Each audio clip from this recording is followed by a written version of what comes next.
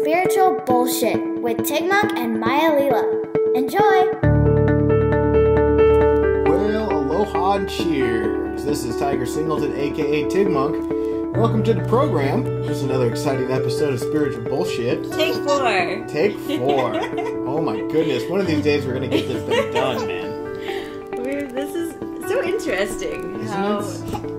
for whatever reason, it's one thing or another. We tried to record 2 awesome episodes about soulmates with your new soulmate, Kelly. True. And neither one recorded. And then we just attempted to start another one. And then Shasta woke up about 2 minutes in. Yeah, so she's just joining us now. So there is Shasta. Hello. She's 1 year old. She has 1 tooth. She's like way smiley today. Yeah. She's in a great mood. She just had a 30-minute nap. Yeah, that'll do it, man. Sometimes that's all you need. Yeah. Oh my goodness. So I'm laying here almost passing out. Maybe it's nap time for you. Yeah, a 30-minute nap sounds amazing. Maybe this is the nap podcast where we just sleep. Oh, that could be no fun, words. right? Yeah, just silence. Like a silent podcast. We're gonna check out now. Oh my gosh. So if you don't know anything about this program, it's just pretty much spiritual bullshit. Yeah. As the title says, which means we're not taking any of this seriously. Yeah. So if you get offended by anything we say, you're missing the point, damn it. And if you're irritated by sounds of baby, then you're crazy. Yeah, this isn't for you. We'll see how Shasta does. Shoot. She might contribute a giggle every once in a while. Alright, so what are we talking about today? Well, something that just came up for me yesterday was I watched this video of this motivational speaker guy, and he's got a great story. I think his name is Bo Eason. And when he was like 9 years old, he made a 20-year plan for his life. Ooh. And he wanted to be the best starter football player in the world. Nice. And when he was 29, he accomplished that. And he was like the top-rated starter football player in the world. And so then he changed he made a new 20-year plan at the age of 29, and he wanted to be the best like playwright in the world or actor or something like that. I forgot exactly what it was. Yeah. And then so he wrote a play about his experience being this kind of runt football player who became this great success. And then it was on Broadway and it got all these rave reviews. Wow. And so he's been performing that play for like 10 years or something, and he wrote it and he's the actor in it, and it's just a one-man play. Oh, but wow. it has like amazing reviews and everything. So he finished that when he was 49. So now I don't know how old he is, but now he's doing another 20-year plan, and now he wants to be the best motivational speaker in the world. Nice. And so I was listening, and he talks a lot about children and dreams, and how I heard the original podcast was the Wellness Mama podcast, and so it was about how to encourage your children to follow their dreams. Right. And so he talked about his family, and his father every day would wake him up with a back rub saying, like, you're the best in there, or something like that. And that motivated him to go on to try to be the best and follow his personal dream. Right. And so I was thinking about that last night, and like, with Shasta, and that's what I want for her, is to just do whatever the hell she wants to do. Right. And follow her dreams, whatever those are, and not limit them and stand in the way of those dreams and say like, oh no, be more realistic, or oh, you can't make a living doing that, like what is often done with dreams. Totally. But then there's the whole thing with the 20-year plan, and I used to be a planner, but not even like that. I was never like a goal, like 20-year plan kind of person. Mm-hmm. And so then I'm examining that. I'm like, okay, well then should I be having a 20-year plan? And like going back to that whole thing of like, which you and I talked about before of, setting goals and the action and doing stuff versus the just being present and allowing it to unfold. But then how much of it is the work that you put into it? Because to be amazing at anything, you do the work. Like everybody does the work. Yeah. Which is play. Exactly. Well, see, and that's, I think, is the defining thing for myself, too. It's like, because if somebody looks at my experience and says, hey, you're working a lot and you're really putting it in, there's nothing in me that agrees with that because I'm just playing. Yeah. And I look at my own experience with that realm of work, because I used to do that, and it totally doesn't feel like that anymore. And even the idea of a 20-year plan, I remember early in my 20s, or even mid-20s, that was like a big phase for me to like, map out my life, do a mission statement, and all of that, and try and get my shit together. It was a disaster. And I'm really thankful that none of it came true. because here I am doing something I'd love a million times more than that. Yeah. And so, but I can see how, I mean, there could be a natural flow for someone to do that, which is a flow that happens in the present moment. And so it's like, if that sounds like a kick-ass time, then kick-ass. Well, and I that's how I interpreted it, because I was like, okay, well, this was his path. Yeah. And it served him very well, and he's sharing that to inspire other people who maybe have a similar path. Yeah. You know, but I'm like, okay, well, is this my path or not? And is that something, like, do I want to, you know, try to define, and then, like, even going into, like, what are my dreams? Like, even when I was a kid, I just want to be happy. Yeah. Oh, Shasta went down. Hey, babe. That was a good landing. Nice dive off the couch. Oh, but we did knock over the water. Okay. Oh, no. So, I just wanted to be happy. I wasn't like, I want to be a football player. Right. Like, I didn't want to be an actual thing like that. And so then I was like, okay, well, what would be my dream? And I was like, well, maybe I'd want to be, like, you know, a writer, like the best spirituality writer or something in the world. Like, if I had to pick something like that to kind of play this exercise of doing a 20-year plan and what that would look like and stuff. But I feel like even that, like, oh, that sounds great to be the best spiritual writer in the world, but is that enough for me? Like, that idea, is that enough to put my life around? Right. That concept of being the best writer. Well, the concept of being the best at something is just so not appealing to me. Because in a way, I feel like I'm already the best at me. Well, that's what I also interpreted it as, you know, that being the best at something is really being the best you. Yeah, which is to say, to be the most authentic me that I can. Yeah. And to not, you know, like, hide from my authenticity. And if I had a goal, then that would be it. Is to just be myself to the best of my own ability and not give a shit what anybody else thinks if I'm the best or not. Yeah. And so, to be the best at something, you know, there's the comparison going on. You're always looking at other people, wondering if you're better than them. And again, this guy's journey, who knows? I mean, that may be appropriate. And I can see how that could relate and facilitate growth for his journey. But I would see you having a difficult time with that. Yeah, and I think that's kind of been, in a way, my life story of not being ambitious or not having, again, like, not wanting to be a doctor or a football player or, you know, even a writer. Like, I've always written, and that was always because, like, oh, well, I should be a writer. Or, like, that's kind of something that I've done since I was little. But even then, I don't remember having that goal as a child, like, oh, I want to write books, I want to be a writer. It was more like, I want to be happy. Yeah. Whatever that means. Like, whatever the fuck that means, which goes back to the spirituality thing, I suppose. Yeah. It's just, like, the happiness, like, true happiness in every moment, I think, is found through your connection and through your authenticity rather than the external definition and the comparison and all that stuff. Yeah. And then even for myself, when I hear stories of... yeah. When I hear stories of, like, accomplishments or achieving something, for me, I can only filter that through my experience. And what I see is this journey that is really stressful, that's looking for an end result. And once I get the end result, then I can feel like I'm the best. Then I can have that mental dream of better than somebody else. And then, you know, then there's, like, the prize. But for me... I am so not interested in stressing myself out so I can get somewhere because the end result, again, is only an internal state of being, which I have access to right now. Yeah. And as soon as I access it right now, then I lose the ambition that wants to be something. And then it just goes into this playful nature that is productive in its own way. That's not, you know, not a quest per se. Yeah, and is authentic in the moment for whatever that means. And and that's kind of what the conclusions that it came to too is, again, like, his story and path is very inspiring, but I feel like I have a different one, different story and a different path, and even a different, you know, in the way of our story, our lives being our stories, like a different story to tell of a different way to do things. Like, you can do the 20-year plan and work every day and, like, do this kind of thing and be amazing. Like, that's one path, but then there's also the shortcut of just getting to that internal state now and being in the joy of it and relaxing and allowing things to unfold naturally. Yeah.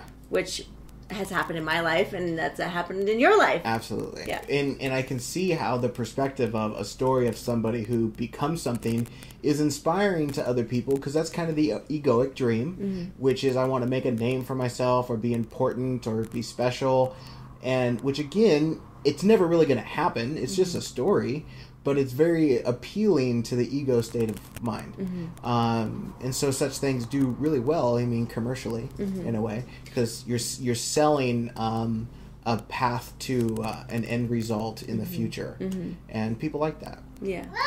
Yeah. Even though the feeling that I got from his, I guess, story and presentation was, for him, it wasn't about getting there. It was, again, it was the journey and the present moment, and like the doing the work was his joy. Oh, well, and was there you his go. Play, you that know? makes total sense. Yeah.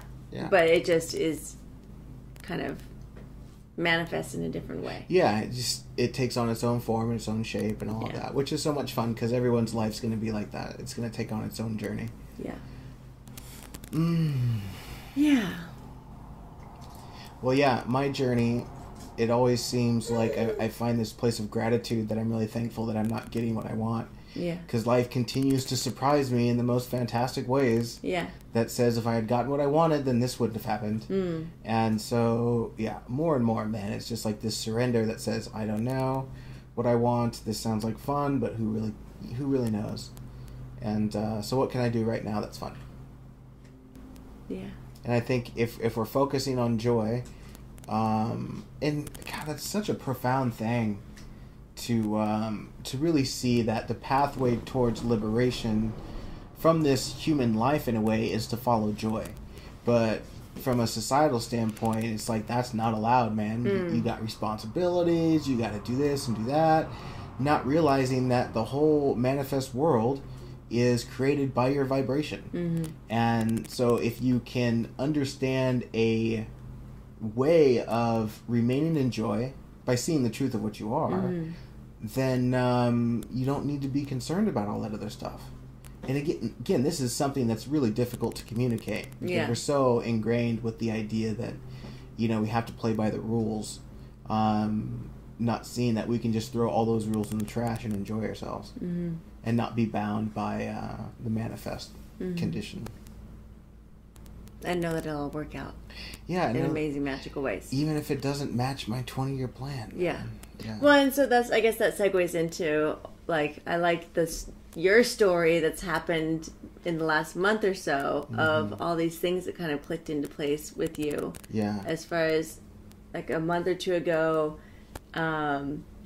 you wanted to move in a different direction with work, like you were doing your business, and you were kind of, done with that and wanting to move into the spiritual stuff, but then you hadn't gotten funding for the School of Blooming yet, and then you just decided to commit to that and teach it, and you got... Which really seems like a big energetic shift. Yeah. Which, and to clarify, I met up with a high school and did a workshop for some kids on creating healthy relationships, and it was just off the hook, and everyone was amazed how it impacted the students.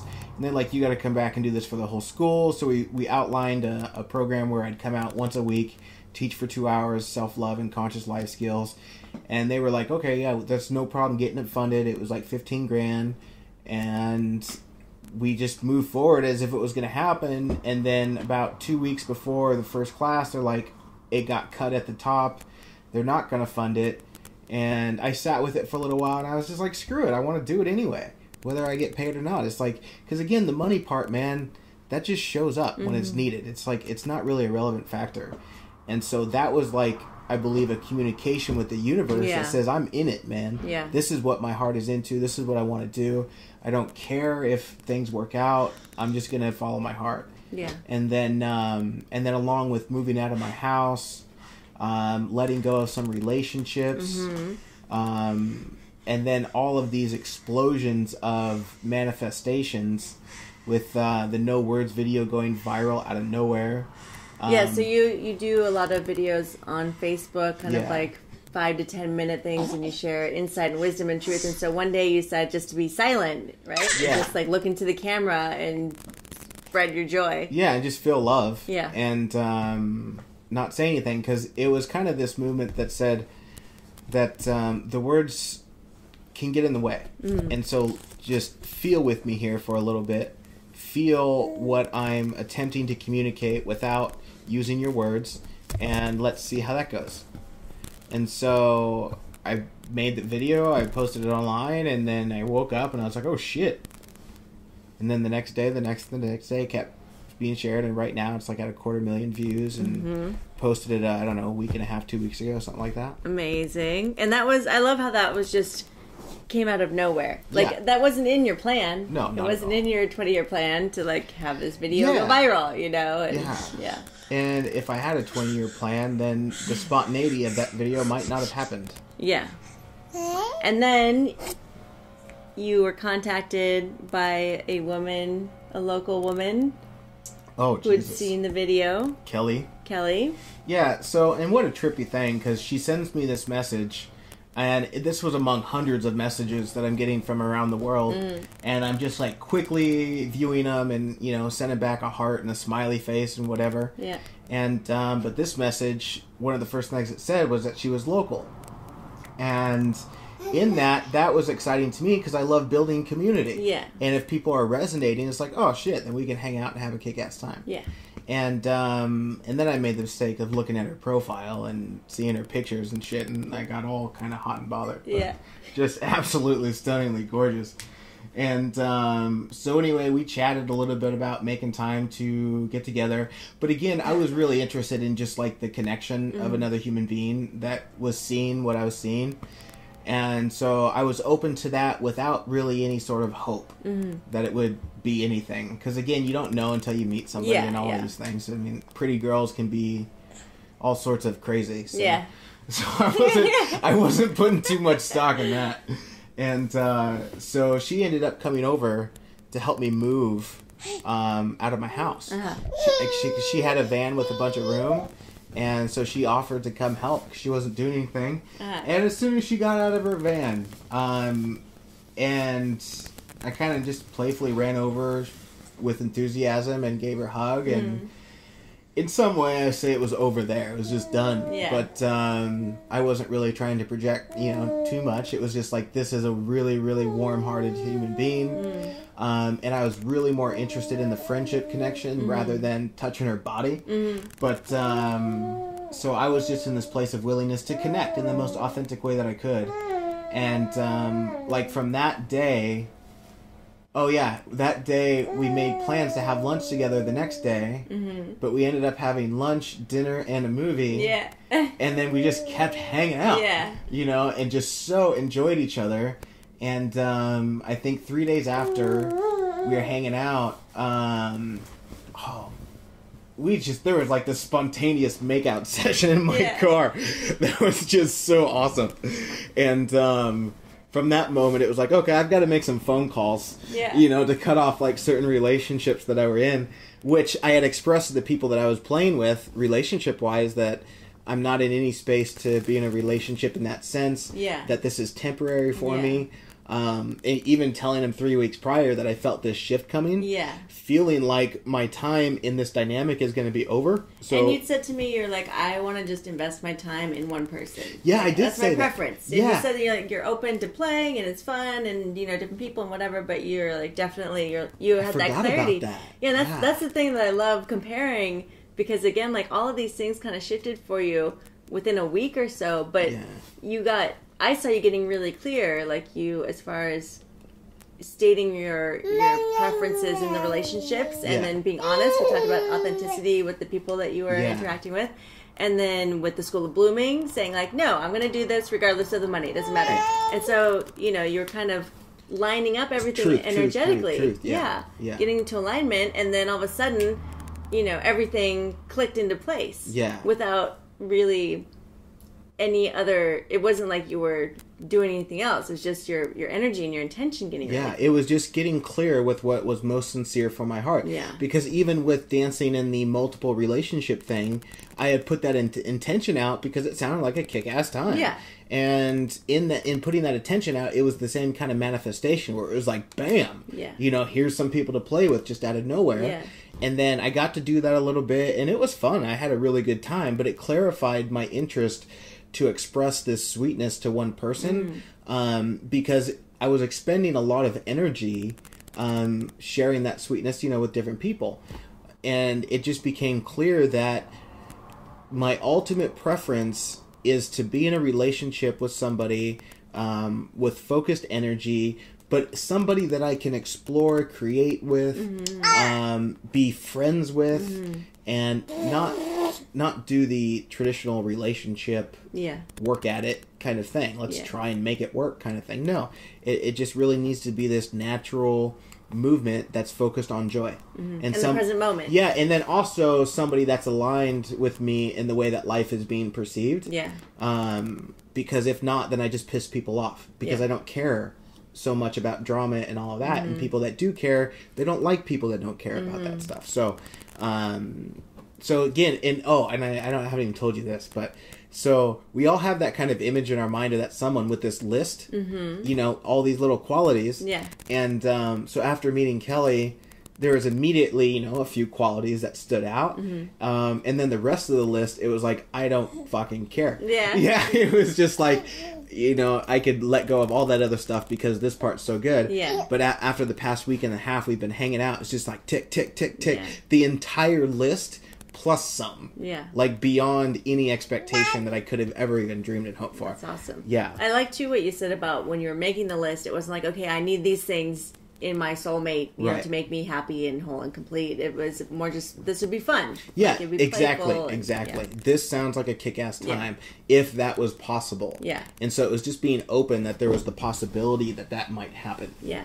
And there you go. And again, for the soulmate thing, and her and I both see it from this perspective that it's a present moment soulmate. Oh, she's not a fan of something. Because again, her soulmate, she's found inside of herself. Yes. And same with me. It's like we so clearly do not need each other to enjoy our life, which is making for this magical dance. And that was, another kind of preference is if I'm going to place with somebody, I'd really appreciate somebody that is already complete within themselves and doesn't need my love, but is open for me to share this infinite love that I have within me. So... yeah, and so, and we're still playing the game in the way of two people coming together that have an intention to spend lots and lots of time, or even years. I mean, again, from the space that I'm in right now, I can say that I could totally just see myself with this woman until I die, which is kind of the human thing. Yeah. But from the deep spiritual level, I know the truth that it's all a mystery, and I don't need it to be that. That just sounds like fun. Yeah. And if it doesn't work out, then life provides another kick-ass miracle. Yeah. And so there's just no concern. Yeah, because there's no limitation and there's no loss. Exactly. Yeah. Exactly. And there's no need either. Right. Like you're saying your life is, you're going to have fun anyways, and you know that you're set. And so if she's there, that's awesome. And if she's not there, that's awesome. Yeah, and I will say that I've never experienced this depth of connection with somebody, even though I've been in a marriage for 10, 11 years, I think it was, even though that was amazing. And even making the decision to leave that, the big fear was, I don't know if I'm ever going to find somebody as awesome as this person, but yet there's a very clear direction that things are moving here and not here. And so I can either surrender to that flow or try and manipulate the experience to make it work, when in truth, there's so much sincerity that says, my heart is going this way. But there was that big fear of not having a partner and how could I ever connect with somebody like this again? And then to meet Kelly and connect in the way that we have is like, oh, that's how. Yeah. It's just another reminder that life's always got your back. Yeah. And miracles can happen every day. You never know when. At any time. Yeah. I love that. At any time. And so in that, you just trust that life's already working in that direction. Yeah. It's kind of like the state of boredom. It's very easy to get kind of nervous. It's like, I'm not doing anything and all that. But for me, with my experiences of just kind of checking out, it's like just this opportunity to trust that life's doing something behind the surface. Playfully for me, it's like I got 1,000 angels out there going, before me, opening doors and lining shit up beyond my own personal will or personal effort. It's like life's already doing it, so just chill out. Yeah. Yeah. Yeah, and that's kind of something too I was thinking about with this guy. in a way, I feel like people, they will see what's happened and what's worked in their own life, and then they'll kind of make a map for other people to follow, but it's never going to be the same map for other people. And they didn't even necessarily have the map until...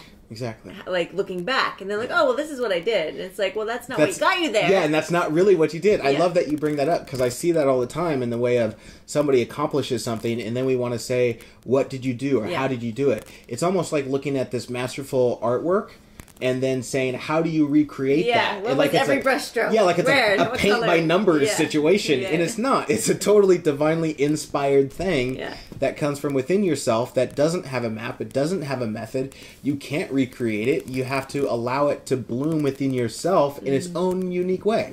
And that's one thing that I really appreciate the opportunity that I had to share, because I kind of feel like I focus on that, to not do what I did. Yeah. Wake up to your own beauty, whatever that looks like. Yeah. Your authenticity is way different than mine. Don't try and be like me. Discover yourself and then be that. Be the best authentic you. Yes! Yeah. Which is the easiest thing to do. Good God. Yeah, it's funny how it always comes back to that. It's like, it's so simple, but it's the opposite of what we do in this life right now. And I think that's part of the fun of it, because you have to really trust. Yeah. You really have to trust what's moving in you and turn away from society. Yeah. Because society... And from everybody else around you. Yeah, it's all nonsense. Yeah. It's like, even in a way, turn away from the people you think that know what they're doing. You know, it's like, you could look at my life, and don't make me an authority in your life, because I'm the worst guy for that.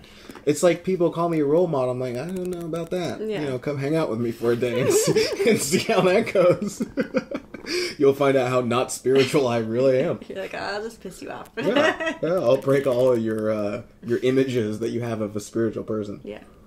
Which is what most spiritual teachers do, and that's why people get pissed at them. You know, this is true. Like the guru guys, and they're like, but you had sex with all these women. And it's like, well, why were you, what did you expect? Yeah, you know, like, what was this image or this ideal that you were holding me up to live with that I didn't stand up against, and then I disappointed you? Yeah, and it's funny, because I reflect on my experience, you know, being in the role that I am, and even seeing my own shenanigans, even like going through the phase I went through with having multiple sexual partners.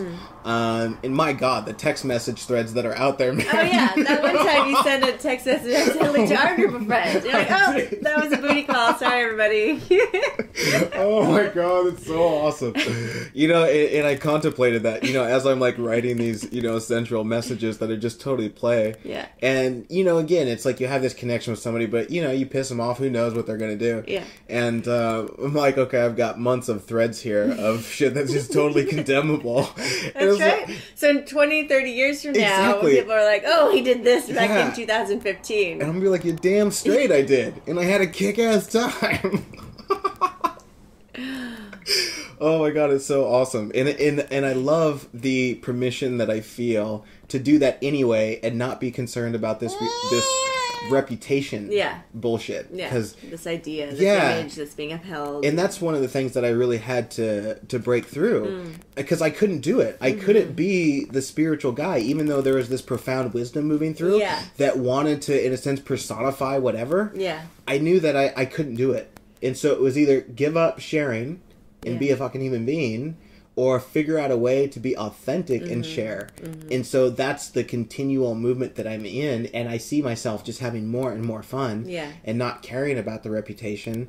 Because again, if people find out that my life does not live up to their expectation, then that's the whole point. Yeah. The whole point is to be yourself, regardless of what other people think. So if you get mad... And the mind constructs that we create. And so if you get mad, then you're missing the point of the teaching. Yeah. So... Go fuck yourself. No. Of course, I got this image of the mug. Yeah. And I gotta share that story. Maya posted on Facebook this mug that said, what it said? I'm not always a bitch. Just kidding. Go fuck yourself. And she posted that, and I saw it was on Amazon. Like, I ordered that shit right away and sent it right to your house. It was so perfect. 2 days later, it's on my doorstep, and it made me so happy because I just started laughing so hard because I did not expect that at all. You know, and then just to see it, it was just like, this is amazing, and I knew it was you pretty much immediately. I was like, this had to be Tiger, but I waited to But I was like, well, could be like, I was like, my mom, no, I don't think so. Yeah. And as soon as I had the image in my mind of following those steps to order it and ship it, I could just see you light up, to see it on your doorstep. It's like, I had to. Yeah.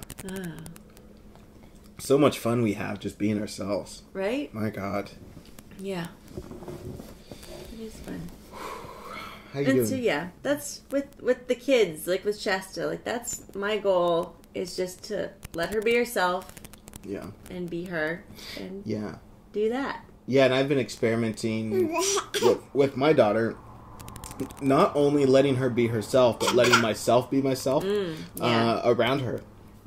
And I find that it brings up fantastic dialogue. Yeah. Because it challenges her assumptions of what a dad should be and all of that. And I'm just so not into playing the role anymore. Well, you're not being fake anymore, which I feel like is I feel like that's a huge issue or problem that most people have with their parents, is that you're playing these roles of they're the parent and I'm the child, and so we can't talk about things. And obviously she's still young, so you're probably not talking about sex, but maybe you are. We are. Yeah. And again, is that bad? People are so afraid of that, but it's this is probably the best thing for her, because she's hearing a real experience, and and she's getting complimented all the time for her ability to communicate and her vocabulary and just how confident she is in herself. Yeah. But that comes from the dialogue that we have. Yeah. Because you're a real you with her. And she knows that there's this space where she can bring anything up. Which is amazing. And there's absolute zero condemnation or judgment for it. Yeah. And she knows that deeper and deeper every day. Yeah. And so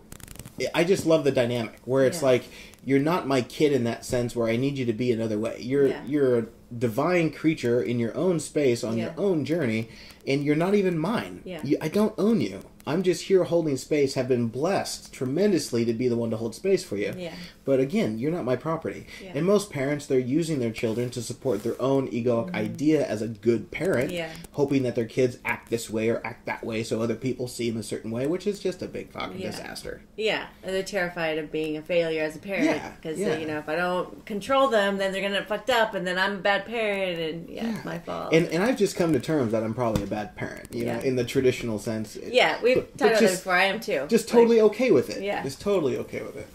Because again, we're not drawing our source of well-being from the opinions of other people. It's it's the last thing that matters and never does matter. Yeah. So. Yeah. What do you think of that?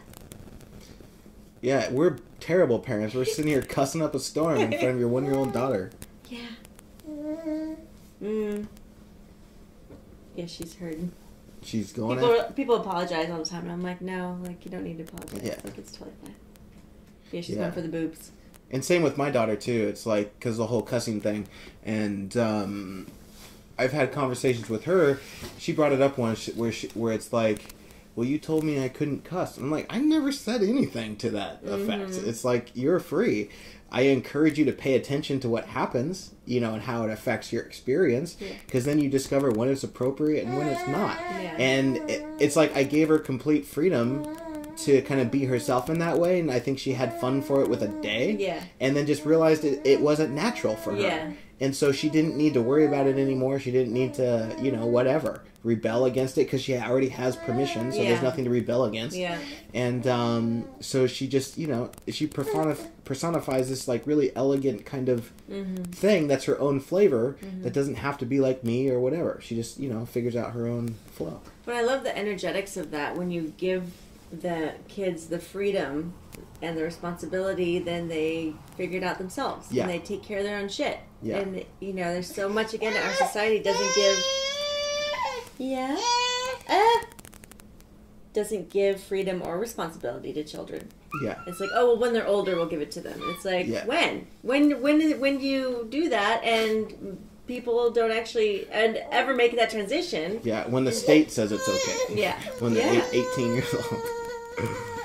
But yeah, and again, it's something that you have to really find within yourself, because there's the trap that says, that's what they're doing, so I should do that. And again, no, be yourself. What's natural in your own flow as a parent. Don't be trying to jump over steps that you need to step up. Yeah. Just follow the natural flow. Yeah, and that's what I keep coming back to with Shasta too, because then sometimes I'll be like, oh, I need to figure out like what I should be doing, or like how, what's the best way, and I'm like, okay, no, like I just do what's best for me and her, and that's gonna be the perfect way. Yeah. Huh. Can I go upside down? Woohoo! Acrobat. Oh, she likes flying upside down. Yeah. Right after she was born, a midwife came to, not right after, it was a week later, because I had an unassisted birth, and the midwife came to weigh her. Uh-huh. And so Shasta's a week old, and the woman picks her up by her feet and hangs her upside down. She's like, babies love being held upside down. And I was like, okay. I'm going to take your word on that one. But it kind of, again, just demolished that whole, like, oh, they're fragile. Yeah. And don't, it's like, no, they're fine. Like, oh, yeah. I saw a video once of some dude flipping his baby. The Russian people. I guess so, yeah. It was like, oh my God. Looks like somebody should put him in jail, but it's like, that's their natural flow, and they're enjoying But then they end up doing these amazing things, like these Russian acrobats. I saw, this video on YouTube with this girl on this bicycle. And it was just insane. Like, the trick she was doing on this bicycle, you're just like, she must just be able to fly, and she's pretending. Right. Like she's bouncing on a bicycle. And you don't discover that stuff unless you break the rules, man. Yeah. And totally. break your head a few times, probably. Yeah, and that's part of the fun. Yeah.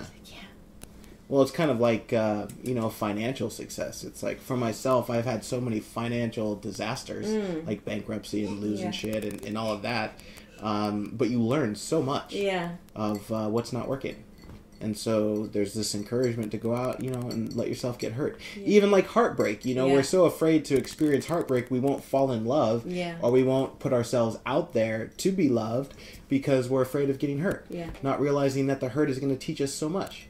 And open us up to huge new levels of experience and depth of feeling and connection. And what a space of openness, and that's something that I see in Kelly too in this dance, is she's just so open to experience herself without putting up walls. And which is funny too, because we both, it's like more and more we're acknowledging that this is just happening, and we can either just fall into it completely or play the classic relationship game that waits and all of this. It's like, no, if it's there, it's there, and if it's acknowledged, then let's just do it, know?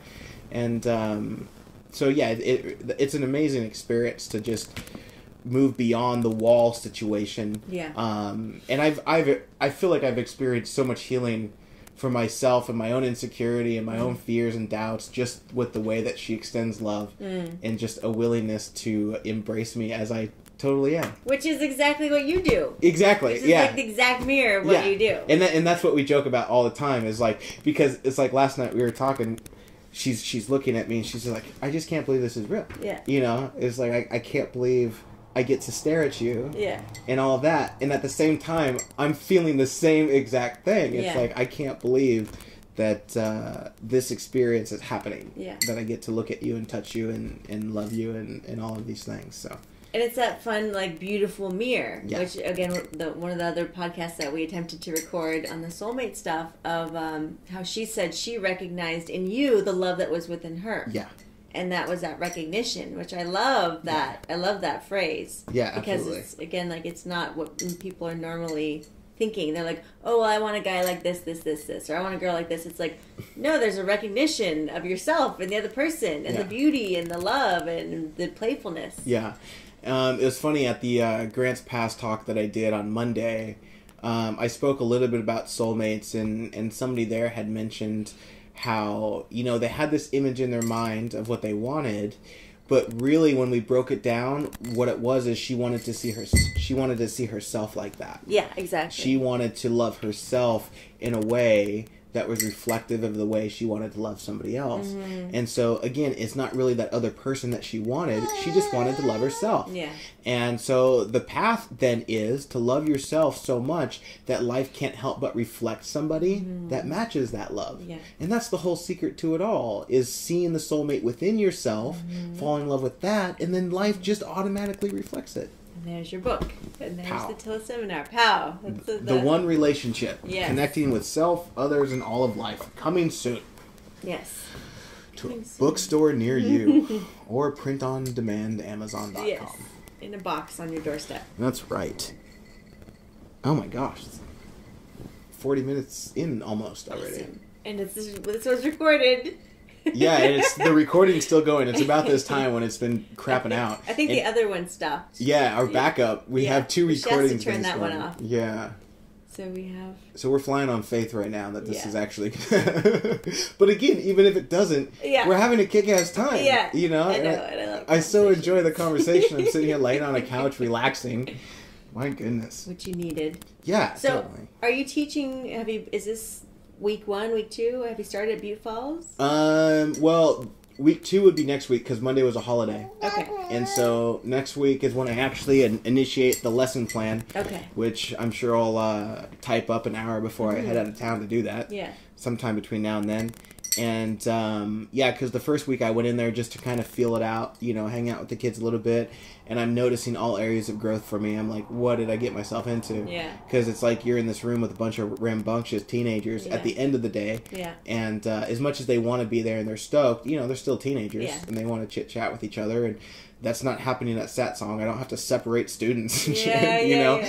And so I definitely see that is going to need to happen. Yeah. And I'm not usually one to say such a thing. Yeah.